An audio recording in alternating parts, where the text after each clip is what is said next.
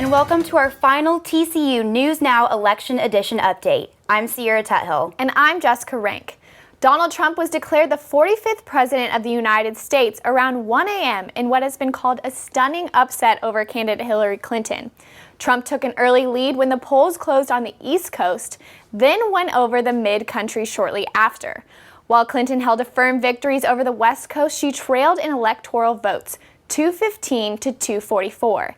Clinton lost hope of a comeback when Pennsylvania went red by a margin of 68,012 votes.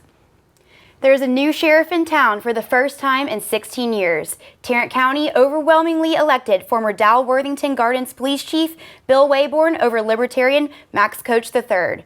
Wayborn had 81% of the vote with all 694 precincts returns. Earlier this year, Wayborn vowed to improve low morale in the department, which proved his success in the GOP runoff. He will take office on January 1st. Well, TCU's SGA hosted a watch party in the Blue last night for students to watch and wait as the votes were counted to elect the next president of the United States. Our Caroline Clapp talked to students to get their reactions throughout the night. Students gathered for an election watch party hosted by the Student Government Association. An organizer for the event says that SGA welcomes students of all political beliefs, as it is a nonpartisan group. It really also was this a way to just, everybody's so divided right now, just bring some unity onto campus. One student says he really enjoys being able to celebrate the election with everyone. And I love that people that agree on one side of the political party fence and on the other side are all here, all okay with each other. We're all loving the free food and drinks that we're getting, and we're just happy to celebrate America today. Woo! A faculty member says that it is important to participate in elections. Well, we need some place that we get together and we affirm to each other that elections are important. Many students were able to exercise their right to vote for the first time. Once I got done, it was awesome. I couldn't stop smiling because I knew that I had, contributed something to my country, and I don't know, it just gives you a good feeling. Hernandez says that she hopes students enjoy the election experience together. Students had somewhere that they could go where it was nonpartisan, it was fun, and this is your only election in college, so it should just be really, really fun. Caroline Clapp, TCU News Now. A dialogue dinner was held on election night to facilitate open political discussion. The Office of Housing and Residence Life partners with the Office of Inclusiveness and Intercultural Services to organize monthly dialogue dinners like this. Each month focuses on a different relevant topic, ranging from healthy relationships to diversity on campus. This month's event highlighted the election. The discussion facilitators made informational posters about the presidential candidates and asked questions to encourage student discussion. It's not based around the election, it's based around the fact that Housing and Residence Life and my department, Inclusiveness and Intercultural Services, we're thinking of ways that we could promote dialogue on campus. So we decided to look around on different campuses in the United States to see what they were doing, and we saw the dialogue dinner template, and we thought it was a great idea. All students are welcome to apply to participate in these dinners by contacting Housing and Residence Life. For those who stayed up late to see the results of the election, coffee was more of a necessity than usual this morning. Our Abby Block and Shane Battis visited a popular spot to hear what people had to say about the outcome of the election. Paris Coffee Shop is a local favorite in Fort Worth. Customers are enjoying breakfast the morning after the 2016 election. We asked diners what they think about the election of President-elect Donald Trump. Tony Gonzalez told his friend Tony about how he watched election coverage until the early morning. He's happy with the results. But it was very historic. It takes a lot of work and a lot of votes to counteract all the media was trying to do for Hillary Clinton. It just took a lot, so it was an amazing thing. I was very pleased. Esther Ortiz has been coming to the shop since she was a child. She said this election was a surprise. I was just like, it's just like, wow, this is this is history, history in the making, because everybody thought Clinton was going to get it. Ortiz says she didn't like the negative tone of the 2016 campaign. She wants the country to unify after the election. I want us to come together again. America, there's so much division, and we all live here. We have to work together and be together. Although we don't know where the next 4 years will go with Donald Trump as our new president, but we do know that at least politics always pairs well with breakfast and a nice cup of coffee. Shane Battis for TCU News Now. Allegations of voter fraud have been under investigation in North Texas over concerns about mail-in ballots. Supporters of the mail-in system say they are important for people who would otherwise be unable to vote in the election. Critics say they fear corruption because other people are able to fill out and return ballots that do not belong to them. Critics say mail-in ballots don't have the same level of identification verification, meaning someone could fill in a ballot that doesn't belong to them. The Texas Rangers are finding reason to cheer this morning after voters approved the proposal for a new stadium. Blake Grable has updates on the story. Arlington residents voted yes yesterday to approve the building of a new stadium for the Texas Rangers. The Rangers' new stadium will feature a retractable roof, air conditioning, but also fewer seats. Rangers executives believe that these new features will create a higher demand for tickets. I've been up to Texas all my life. To me and my family, it'll always be known as the ballpark in Arlington. And then plus with the addition of the new roof and with the Texas Live Entertainment, I feel like that would bring in a lot more tourists and more Rangers fans. Fort Worth Star-Telegram sports columnist Mac Engel doesn't think the new stadium is necessary. The stadium that they have in place isn't really that old. So to me, this sort of seems kind of needless. Built in 1994, Globe Life Park was built to last 100 years. The new stadium will follow a new trend in Major League Baseball, where teams are building smaller stadiums in hopes of creating a higher demand for tickets. When you open a new stadium, everything goes up. Parking will go up, concessions will go up, price of a ticket will go up. Not all Rangers fans are excited about the new stadium. And I just think that this is a poor move for the city of Arlington. I think there's other ways to keep the Rangers in Arlington. Arlington voters hit a home run for the Texas Rangers Tuesday, approving to finance a $1 billion new stadium. Blake Grable, TCU News Now. What do you think about the new ballpark stadium? Well, I'm not sure if we quite need a new ballpark, but I'm sure it'll be nice once it's complete, and hopefully it doesn't get too congested with traffic over there with AT&T Stadium. Right, because Jerry Jones just opened the new practice facility in Frisco. Oh yeah, it should be crazy. Well, that's all we have for you today as we close out for our 2-day election coverage. For all your political updates, check out politifrog.com, and for your TCU News Now updates, stay tuned to TCU360.com. Thanks for watching and have a great week.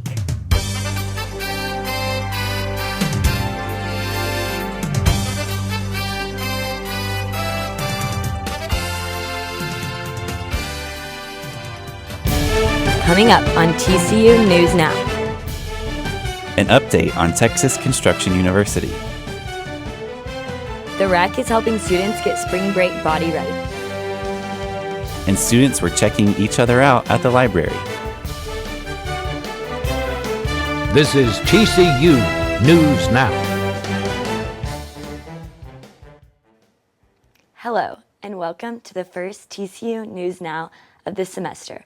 I'm Ryder Butchery. And I'm Luke Morand. There's been pretty heavy construction on our campus over the last year. Students joke about the constant construction at TCU, calling it Texas Construction University. We asked Construction Director Harold Lehman for an update on current projects on campus. Greek housing is currently 2 weeks ahead of schedule. The first phase is comprised of 6 sorority houses and 1 fraternity house. This will be done by the end of July. The second phase is comprised of 4 fraternity houses. Construction for that phase will start in May and will be complete by July 2018. The Fine Arts Building will start construction in May. The design is still being finalized. The School of Music is also being designed. Construction is expected to start May 2018. The business school design is complete, but funding is still being collected. Construction is expected to start in May and be done by December 2018. Moody South's 2nd and 3rd floor will be getting new concrete floors in May. This will be complete before the fall semester. Construction on Robert Carr Chapel is scheduled to be finished by the end of this May. The renovation should make the chapel more accessible and freshen up its appearance. 2 TCU alumni have donated $5.5 million to support the expansion of the Neely School of Business. Marilyn and Tom Sumner donated the money in hopes it would help the Neely School enhance its reputation. The expansion plans will result in new facilities called the Spencer and Marlene Hayes Business Commons, named in recognition of a $30 million foundational gift from the Hayes family. Low oil prices last spring affected the project's funding, but renovations are now scheduled to begin this year.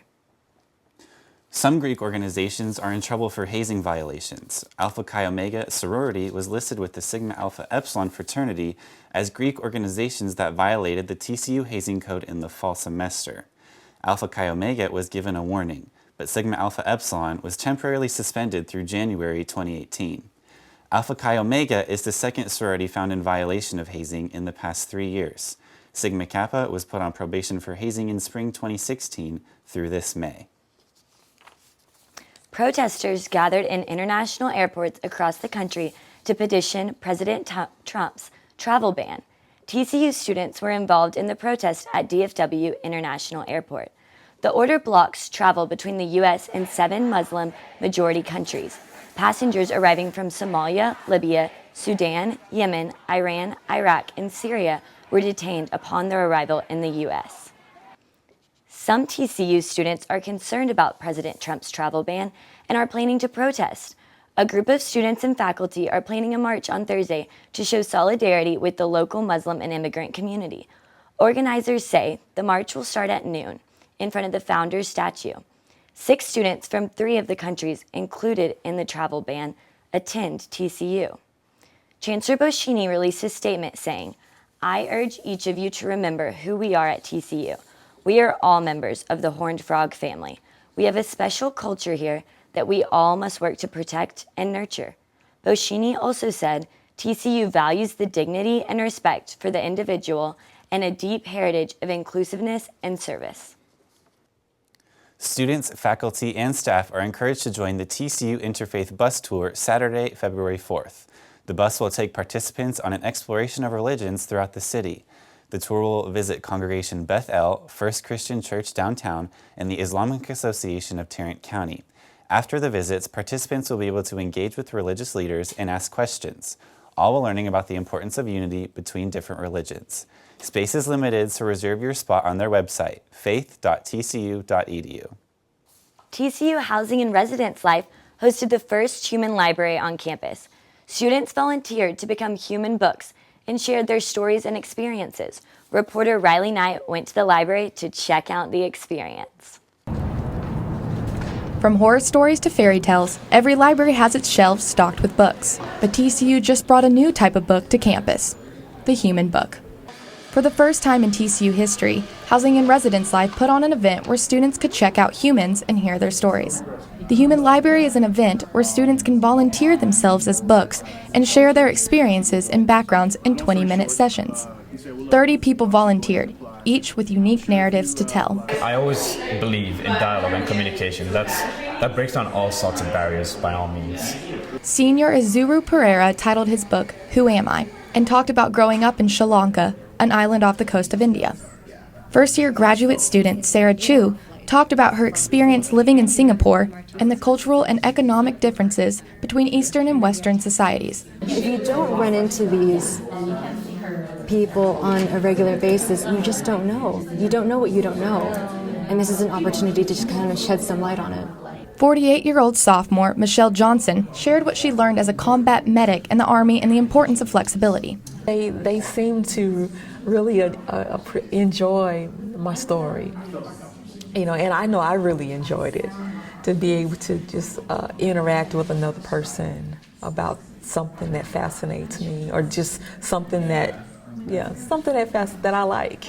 Hall Director Imani Wimberly, who helped organize the Human Library, is excited over the event's turnout and hopes to see it become an annual event on campus. For the TCU community, it is a great way to celebrate the diversity and the difference that we have on campus, right?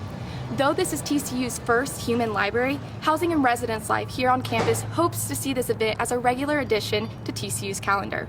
Riley Knight, TCU News Now. And if you missed out on this year's Human Library, don't worry, the organizers plan to continue the event. The Blue Ballroom was packed Tuesday for the Why Diversity Matters speaker. Stanford professor Albert Camarillo discussed his experience as a Mexican American with students and faculty. His speech covered the historical progression of race relations in the United States as well as ways to cope with immigration in our society. Students say Dr. Camarillo gave them a new perspective on diversity. I've heard a lot about diversity before, and I thought it was going to be a lot of the same rhetoric that I've heard over and over again, that we're already a diverse country, there's a lot of different things to offer, and we should seek this and be proactive to gaining more of this knowledge and accepting it and promoting it more. So coming here, I expected to hear more of that, but since the presentation, I learned a lot more than I expected to, which is very good. The event was part of SGA's efforts to continue discussions about inclusion. The Rec Center has a new challenge for climbers, the Mile High Climbing Challenge. Climbers are being challenged to climb the 30-foot rock wall as many times as possible this month. Staff will be keeping progress cards of how many times people have climbed. At the end of the month, climbers can see how far they've made it up the north face of the Eiger Mountain. Based on the amount they climbed, climbers can receive prizes such as water bottles, carabiners, and t-shirts. The competition ends February 28th. Many students say they're already thinking about how to get in shape for spring break. Our Elizabeth Campbell has the story on how the campus rec center is helping out. Whether it's the treadmill, the weights, the track, or in the Moodlet Yoga Studio, the TCU Recreation Center offers students lots of ways to get in shape for spring break. This semester, they're also offering a spring break boot camp. That one's kind of gearing up toward, don't wait too long to get ready for spring break. It's kind of a circuit style, so weights and conditioning and all that kind of stuff combined in kind of a high intensity interval training type of class. The class begins February 6th and meets on Mondays and Wednesdays until March 8th. Senior Cami Fannin is a frequent participant in the rec classes. I take yoga, I take bar, I take the abs/core classes, I take Zumba, I take hip hop cardio, I take cycling, so I like to do at least one class normally once a day. Cami says the social aspect of the classes is what brings her back. It's such a great experience, and you get such a great workout. You're with your friends, you're doing it together. Like, I take bar with a lot of my friends, and it hurts so much, but we just look at each other and just start laughing, because it's oh my gosh, you can get through the pain, you're almost there. The TCU Wellness Program Manager says that social aspect of workout classes is great motivation. Accountability partners, people that are going to be there, that are going to be there on the morning that you don't want to get up and go, then those are the times that it's good to be part of something. Students shouldn't plan on any magical results between now and spring break, though. Nutritional Sciences Assistant Professor Dr. Jada Stevenson says don't expect to lose more than 8 pounds before March. So 1 to 2 pounds per week is the recommended weight loss rate. Students can sign up for the Spring Break Boot Camp and pay the $50 fee at the rec. Elizabeth Campbell, TCU News Now. And if you weren't ready for the spring break class, don't worry. There is also a summer break boot camp starting April 3rd. But if you're more into dieting and looking for some moral support, the TCU Weight Watchers group meets Wednesdays at noon in room 41 of the University Rec Center. For more information, you can contact Director of Special Projects Yvonne Mann at y.mann@tcu.edu. When we come back, we're adding another TCU alum to our list of reality TV contestants. And TCU took on San Antonio to explore the world of gaming.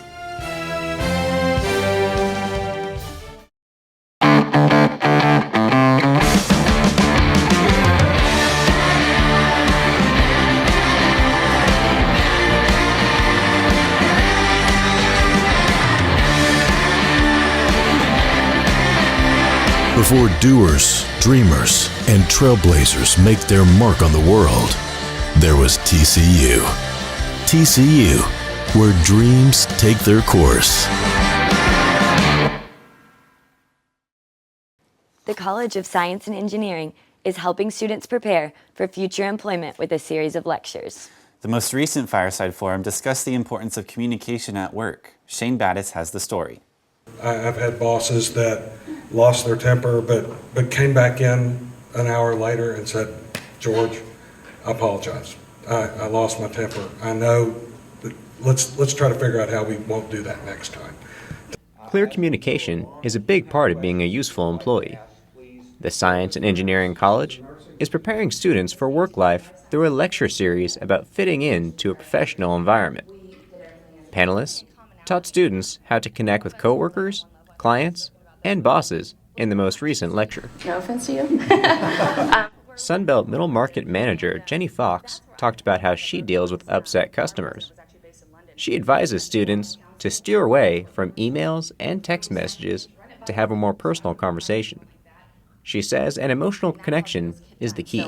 If you can simply pick up the phone and say, hey, I'm here, I understand, something's wrong, I'm here to listen to you, we will make it right, let me hear your concerns. Just allowing the customer to vent usually is all that really it needed to be done. Silverback Exploration CEO George Young agreed and also warned students not to use aggressive language in a written message. He says a poorly worded email or text can't be taken back once it's sent. Young recommends students keep their confrontations off the keyboard. You have a problem with somebody, you get in front of them. You do it face to face or you get on the phone. 99% of all telephone calls are not recorded. Remember that.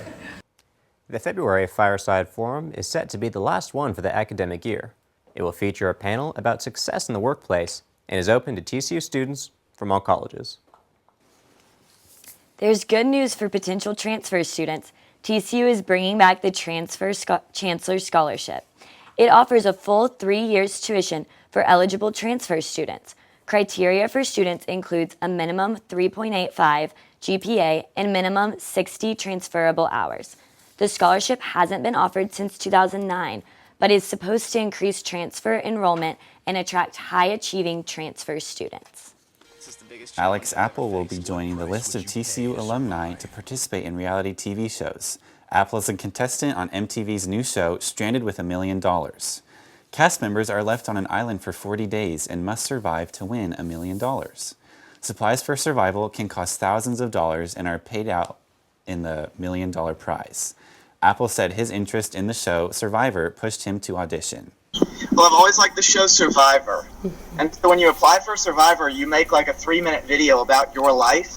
And so I've always thought it's interesting, like what would you put in a 3-minute video about your life? You know, because you got to stand out or be unique in some way. And so I was watching some popular crew members casting videos, and I don't even know couldn't even tell you what website I was on. I came across a call for an untitled survival adventure show. I sent them some basic facts about myself and a headshot, and lo and behold, the process was started. Apple graduated with a journalism degree, so we'll see if that background helps him out in this adventure. The show is set to premiere February 21st at 9 p.m. Olympic gold medalist Shawn Johnson came to TCU on Tuesday night. The gymnast visited the DJ Kelly Alumni Center as part of Delta Gamma biannual lectureship in Values and Ethics. Johnson spoke about her life as an accomplished gymnast and an outcast. Delta Gamma member Kinsey Floyd decided to bring Johnson to the event because of her relatability. TCU students road trip down to San Antonio for the 3rd annual PAC South Gaming Convention. The event allows attendees to try the newest games and talk to famous YouTube personalities. Hank Kilgore has the story. The 3rd annual PAX South is a mixture of games, people, and passion.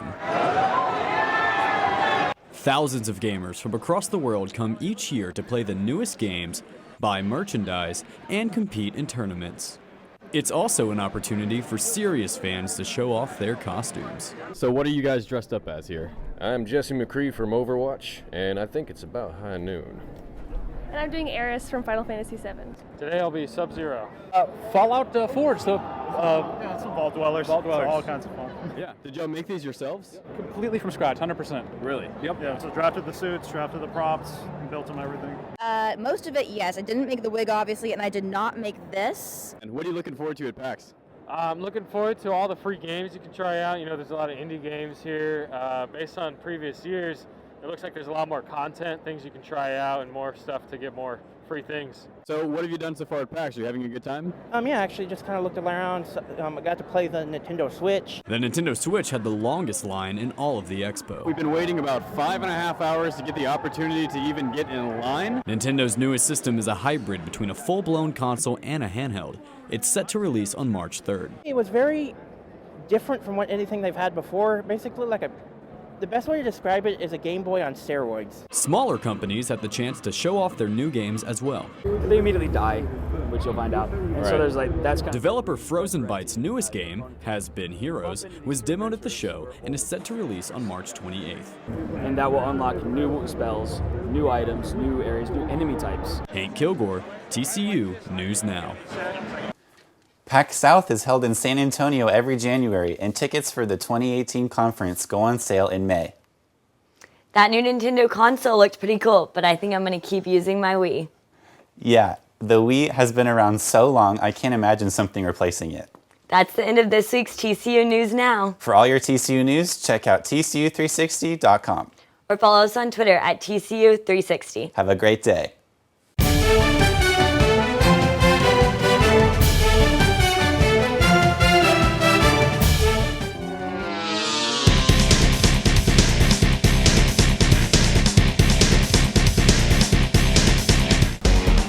Hello and welcome to TCU Sports Now, Game Day Edition, live at Amon G. Carter Stadium. I'm Dusty Baker, alongside Sydney Rendall, Paloma Villicana, and Garrett Padell. 6-5 TCU will be taking on the 7-4 Kansas State Wildcats today at 11 a.m. Of course, TCU is coming off a big win against the University of Texas in Austin. That was their 6th win of the season, and that therefore makes them bowl eligible. Yeah, and this will be the 3rd season in a row that the Horned Frogs get to go to a bowl game. Right. TCU is in their 14th season of heading to a bowl under Gary Patterson, which means that Gary Patterson only had 2 seasons where he wasn't bowl eligible. How incredible is that? It's amazing, and TCU getting that bowl clinching win last week against Texas, they're just happy to be in this position to go to another bowl game. Now, Garrett, can you tell us a little bit about where TCU might find themselves in a bowl game after this game against Kansas State? Yeah, if they win today against Kansas State, they'll most likely be heading to Houston to play in the Texas Bowl against Texas A&M. And I think a good storyline to point out there is, with Kenny Hill going against his former team. Right. I just think that could be a really great matchup to see happen. Most definitely, but if they lose today, they'll most likely head to Memphis to play in the Liberty Bowl against an unfamiliar SEC foe, whether it's Georgia, Tennessee, or South Carolina. That'd be big. And also, potentially, TCU could end up in the Cactus Bowl. They would face a Mountain West foe. Of course, TCU played in the Mountain West 5 years ago, and they would be facing either Air Force or Boise State. Boise State would be an interesting matchup just because those two have really clashed against each other the past 10 years. So I look forward to that. Paloma, what matchup do you think would be the best option for TCU in terms of bowl matchups? I think the most desirable would be the Texas Bowl in Houston. A lot of the TCU football players are from Houston, so to be able to go home and see their family and enjoy the holiday season. I talked to some TCU football players last night on their opinion that if they won the game today, where would they like to go to the bowl game? If TCU wins on Saturday, what is your best prediction for our bowl turnout? They say if we win, we play A&M in the Texas Bowl. We're hoping for a win on Saturday and then play in the Houston Bowl. That's where I'd like to go, play against A&M. Are you from Texas? I'm from Houston, yeah. Oh, that would be perfect. So you'd be able to see your family? Yes, definitely. That's good. Yeah, we got quite a few teammates from Houston, so yeah, I think they'd like to go back home. It'd be warmer there, so. What about the Cactus Bowl or the Liberty Bowl? I've heard about those too. I mean, I'm happy wherever we go. Yeah, bowl game's a bowl game. Last week in Austin, TCU got their bowl clinching win against Texas, 31-9. A big key to their success was the run game offensively. TCU freshman running back Darius Anderson led the charge with 103 yards on just 3 carries. He took 1 carry for 70 yards all the way to the house for a touchdown, and Kenny Hill even contributed in the run game, totaling 78 yards. and 2 touchdowns, one from 4 yards out and one from 41 yards away. That's right, and TCU's defense also looked really well last Saturday against Texas. Ty Summers won the Big 12 Defensive Player of the Week with 14 tackles against Texas. And to talk about the Longhorns for a quick second, I think, they really tried to get behind Charlie Strong. It's been a tough week on him. And their defense probably played arguably their best game of the season. I think it really came down to their offense missing one too many red zone opportunities there that kind of, held them back, allowing TCU to maintain their lead, even despite, Deonta Foreman having 165 yards on 31 carries. He's just a great player to watch. How crazy is that they left him out of the end zone? Unbelievable. Especially for a Heisman candidate, it's it's impressive by TCU's defense that they were able to hold him. TCU, of course, has won 3 straight seasons against Texas. Charlie Strong is unfortunately out at Texas. In comes Tom Herman, the man from the University of Houston. Great season for Houston. I look forward to seeing what he can do to really go through this transition period here with Texas. It's been a university that has had a rich tradition, has been very successful over time. Of course, they've hit this recent strand of difficult games and situations. So Tom Herman has the potential to really take this team of great recruits and really bring them to the next level once again to where Texas should be. Now, transitioning from TCU football to TCU basketball, the men's team is undefeated at 7-0 this season. Really good. They look incredible, and they have a big game tonight. It's against 7-1 Arkansas State at home at 7:00 p.m. Now, of course, TCU has just come from 2 huge wins against the University of Washington. The first one, of course, came in Las Vegas, where they won in the Global Sports Classic. And then the next game they played in Fort Worth, they just beat UW once again. That's right. Yeah, and I think some interesting games coming up for at least the month of December will be SMU December 7th. That team's just looking pretty solid, I think, this season. And then the first Big 12 matchup, and probably the toughest test of the season, will be against KU. And that'll be on December 30th, so, way towards the end of the month. But Going back this past week to their 2 wins against Washington in Fort Worth on Wednesday, TCU got the win. They were trailing by 17 early, came back, took a 23-22 lead. Didn't look back. Star point guard Jalen Fisher had 15 points.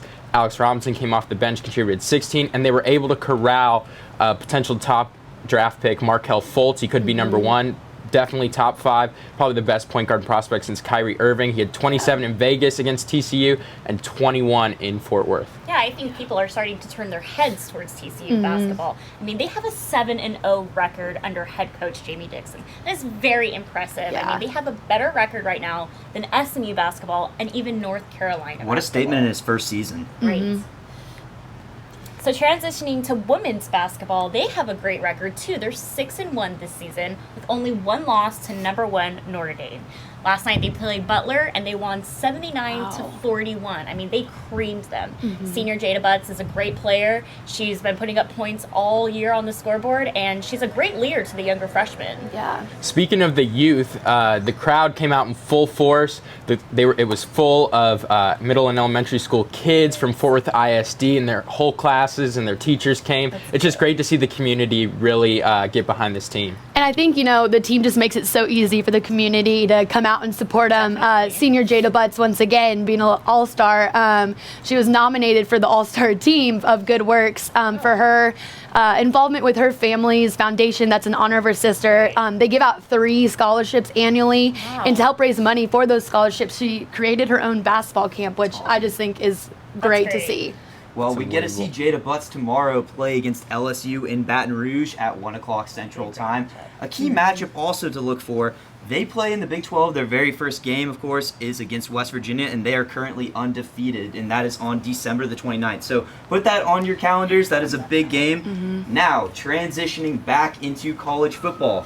The Big 12, of course, with the season coming close to an end, has a huge couple of matchups today. Number 1, Oklahoma in the conference takes on number 2, Oklahoma State in Bedlam. Oklahoma is 8-0 in conference, and Oklahoma State is 7-1. Both teams are 9-2 on the season. The winner presumably would go to the Sugar Bowl. However, there is a slight chance that one of the winners could possibly sneak into the college football playoff. We'll talk about that later. But the loser presumably would go to either the Alamo Bowl or the Russell Athletic Bowl. And I think really the surprise team of the season is the West Virginia team. They're 9-2, and they're going to finish out their season today with 6-5 Baylor. And I think they're probably looking to go to the Alamo Bowl, and Baylor's probably lined up to go to the Cactus Bowl. Just below Baylor is the University of Texas. We've detailed their campaign a little bit. 5-7 overall, 3-6 in conference. Finished their season last Friday with a disappointing loss to TCU. And then just right below them is Texas Tech. They're also 5-7 and 3-6. The reason they're below Texas is because they lost head-to-head to the Longhorns, and they finished their regular season at Cowboy Stadium with a big 54-35 dominating win over Baylor. Key move also for Mahomes, the quarterback of Texas Tech. He's trying to boost his resume to go to the NFL. Really So it was a great game for him to really boost that, and I look forward to seeing what he can possibly do at that next level. Right, and the losing contenders in the Big 12 is Iowa State with a 3-9 record and Kansas with a 2-10 record. And a big win for Kansas this season was their win against Texas, which unfortunately solidified the firing of Charlie Strong. Oh yeah, when Texas loses to Kansas for the first time since before World War II, Texas fans are not happy. Yeah, exactly. So transitioning to college football playoffs, I know TCU is out of the question this year, but how is TCU relatable to this playoff? Well, I think to start out, last night's game, Washington beat Colorado 41-10 to win the Pac-12. Blowout. Yeah, great game. Big state. Wasn't even close. And I think, that's going to help potentially knock out having 3 Big Ten teams up there. And so I think, that could lead then to Ohio State being compared to maybe the 2014 TCU team. Garrett, I know that you had made some comments on that. Oh yeah, there are many parallels between these two teams. Both, their only loss was to a top 10 team on the road. In 2014, it was TCU losing to Baylor by 3. This year, it was Ohio State losing at Penn State. And then TCU, they shared their conference title with Baylor. Ohio State will not be able to hold their conference title because they are left out of their conference title game today because it's Penn State who beat them versus Wisconsin. It'll be interesting to see if the committee puts them in. They're ranked 2 right now, but there's never been a team that hasn't won their conference in the playoffs. And it's interesting you throw those points out there because also those teams beat Oklahoma in the regular season. Oklahoma, of course, is a big name team. Both years, Oklahoma is really good, highly ranked. So that'll be interesting to see how that plays on the resume for Ohio State. Also, those two teams had big or close games in terms of on the road. In terms of TCU, barely beat Kansas 34-30 that season. Kansas was lowly, and this season Ohio State sneaked out of East Lansing, beating a low Michigan State team 17-16. So it was a very close game. Ohio State looked very shaky that day, and we'll see if the committee possibly penalizes them for that. Also, both teams had finished the season winning at home, and of course TCU won 55-3 against Iowa State in 2014, and from the number 3 seed, they moved to number 6. So Ohio State's 2 right now, we'll see what happens. Also between those two teams, they both of course had great coaches and still have great coaches, Urban Meyer of Ohio State and Gary Patterson of TCU. But there's another great coach that will be on the field today, and that is Bill Snyder. So Sydney, can you tell us about what exactly happened to Bill Snyder last week? Yeah, last week after beating Kansas, that was his 200th career win. The team, just went crazy, and they just kind of helped out and carried him off the field, poured the Gatorade on him, water, the whole shebang. Poor guy. It was a crazy scene. And he's been the coach now for a total of 25 years with a little break there in the middle, but he's back, and I think the team today is just, looking to get him win number 201. Incredible career. Speaking of 201, Gary Patterson is going for his 202nd game coached at TCU, which will put him over the top of Dutch Meyer, TCU's legendary coach from the 30s. He's at 201. So Gary Patterson will now have coached the most games in TCU football history. He's really been a cornerstone here at TCU. And I think what most people don't even realize is that he used to play for K-State in the early 80s. A little bit of safety, a little bit of linebacker action. Then he even just started his coaching career there, which I think is cool to see. And he was a walk-on on the Kansas State football team. And I think that's why Gary Patterson welcomes walk-ons onto the TCU football team, because he was a walk-on himself. I mean, look at Josh Doxson. He was a walk-on, and he has such a successful football career. And earlier this season, Patterson hinted at playing his hometown teams, Kansas and Kansas State. And he said early on in his career when TCU wasn't that great, his friends and family welcomed him back in and said, "Good to see you." Now he doesn't get those same happy faces because TCU's been doing a little bit better recently. Well, with TCU being in the Big 12 for 4 years, Gary Patterson is 2-2 against his alma mater. So today we will see if he can sneak above 500 against them. But that leads us to our favorite time of the show, which is our predictions for the game today between 6-5 TCU and 7-4 Kansas State. So first of all, what we really have to look at, Look behind us. The weather is not beautiful today. It is going to be rough conditions. The ball is going to be wet throughout the entire game. And with Kansas State, a running team,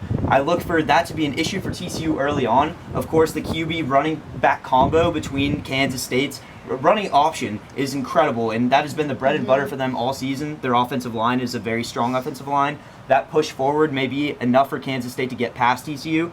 Kansas State has also kept games very close this season. In conference, they've had 5 games where the score has been within 1 touchdown. Wow. So I look for that to continue today. I also do look for TCU to make halftime adjustments. Gary Patterson is a defensive-minded coach. And so in addition to maybe changing it to a sweater, because it is a little cold outside, sweater vest, we'll see. Maybe a rain jacket. Maybe you might need that with what it is today. But Right. regardless, I do see him making the necessary defensive changes. And I also see TCU slipping away with this one just barely in a nail-biter, 28-27. Going off that, I'm, again, with the weather going on behind us, currently raining. We're feeling some wind pickup. This is starting to remind me of the game that closed out the Carter last season, which was against Baylor. And I think experiencing some similar conditions today.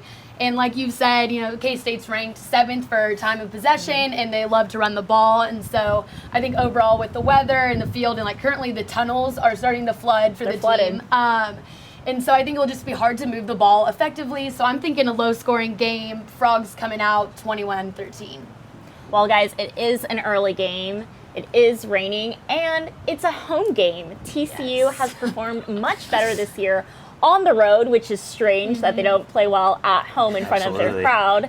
So TCU has looked good in the past couple of games defensively. They need to be better at making third down and red zone stops. And with that and the conditions today, I'm going to have to give it to Kansas State today.